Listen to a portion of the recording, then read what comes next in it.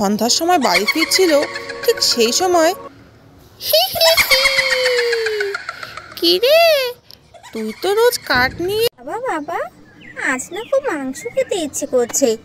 বাবা, আজ তুমি একটু মাংস নিয়ে আসবে? ঠিক আছে সোনা, যদি আজ আমি ভালো কাঠ পাই তবে আমি বিক্রি করে তোমার জন্য মাংস নিয়ে আসব। তুমি ঘরেই থেকো। কি মজা, কি মজা! বাবা বলে দিয়েছে বাবা আজ মাংস নিয়ে আসবে। হে বিধাতা, বাচ্চাটাকে দেওয়া কথা যেন আজ রাখতে পারি, আজ যেন একটু ভালো কাঠই পাই। কি ব্যাপার, আজ এত সব ছোট ছোট চিকন চিকন গাছ, এগুলো গাছ কেটে তো মাংসের টাকা উঠবে না। একটু ভালো কাঠ না পেলে ভালো দাম পাওয়া যাবে না, এগুলো গাছ দিয়ে হবে না। ওই যে একটা, এটা মনে হয় একটু মোটা গাছ রয়েছে, দেখি তো গিয়ে। হ্যাঁ, অন্য গাছগুলোর থেকে এটা মোটাই রয়েছে, এটা কাটলে মাংসের টাকা হয়ে যাবে। আহ আহ না না, আমায় কেটো না, না। আহা, আরে কে কথা বলছে এখানে? কে আছে এখানে? আমি গাছ কথা বলছি, তুমি আমায় কেটো না। কিন্তু তোমায় না কাটলে আমার চলবে কি করে? আমি আমার বাচ্চাকে কথা দিয়ে এসেছি আজ সে মাংস খাবে, আর বনে তো আর কোনো ভালো গাছও নেই। তোমায় কাটলেই হয়তো আমি ওকে একটু মাংস খাওয়াতে পারবো আজ। তোমায় যে আমায় কাটতেই হবে। দেখো, তুমি যদি আমায় কাটো তবে দেখো আমার গাছে কত ফল ধরেছে। আমার মতো এত সুন্দর রঙিন ফল এই বনে আর কোথাও নেই। তুমি আমায় কাটলে এই সব ফলগুলো নষ্ট হয়ে যাবে।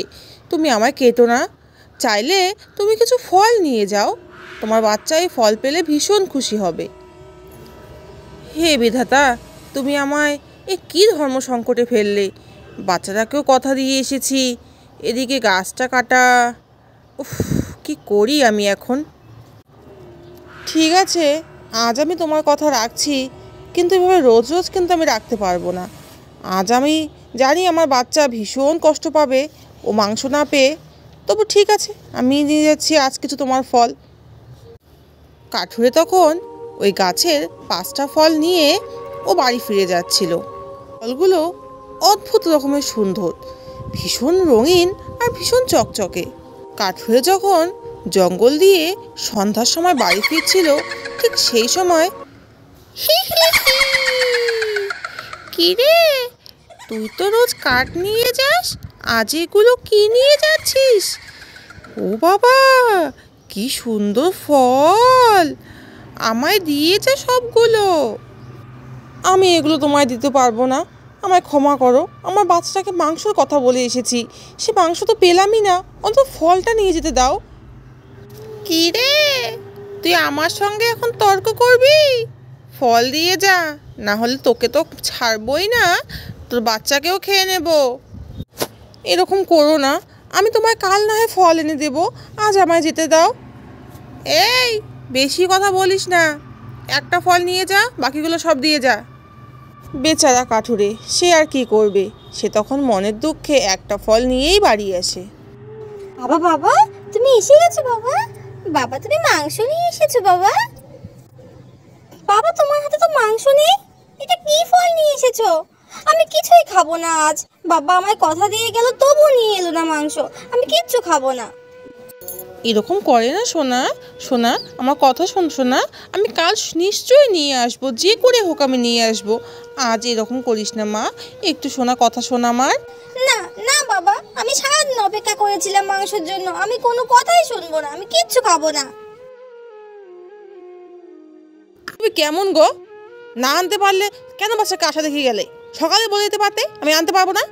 বাচ্চাটা সারাদিন আমার এইভাবে অপেক্ষা করে আছে, তুমি বাবা হওয়ার যোগ্যই না, সামান্য একটু মাংস তোমাকে খাওয়াতে পারলে না।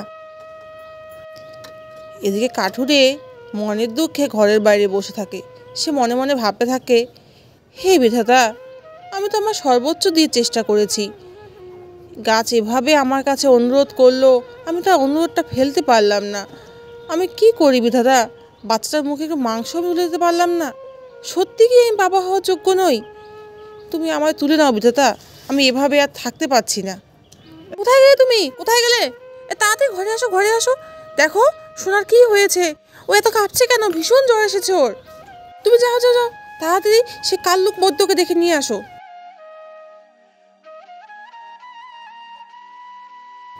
আরে এ বাচ্চার তো ভীষণ শরীর খারাপ। এর যদি রাতের মধ্যে জ্বর নামানো না যায় তাহলে যে কোনো একটা অঘটন ঘটে যেতে পারে। না না, এইভাবে বলবেন না।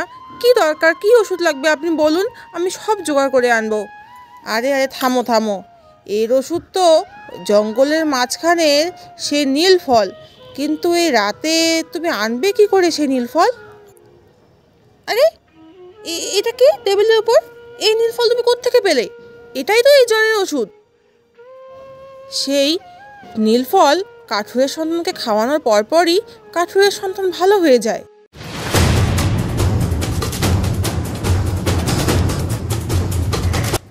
শোনো কাঠুরে, এই ফল ভীষণ রেয়ার। এই ফল যার তার চোখে পড়ে না। তোমার চোখে যখন পড়েছে আর তুমি যখন আনতে পেরেছো, তাহলে তুমি ভীষণ ভাগ্যবান। এই ফলে অনেক রোগ সেরে যায়। তুমি যদি আমায় রোজ একটা করে ফল এনে দিতে পারো, আমি তোমায় 1000 টাকা করে দেবো। তোমার আর কোনো কষ্ট থাকবে না।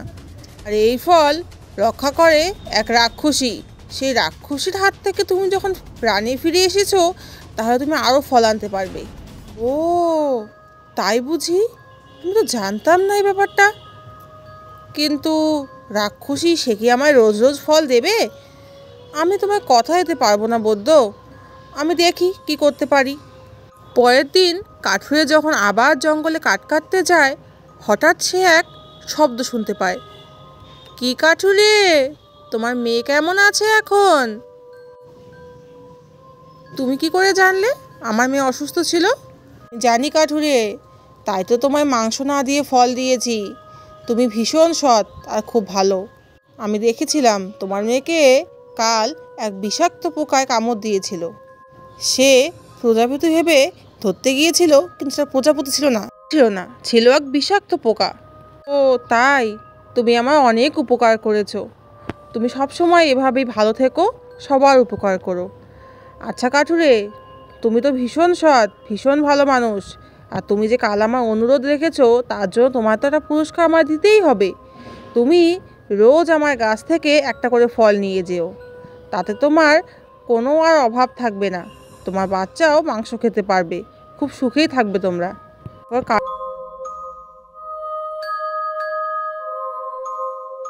কাঠুরে রোজ একটা করে নীলফল নিয়ে গিয়ে সে বৈদ্যকে দেয়, আর বৈদ্য তাকে 1000 করে টাকা দেয়।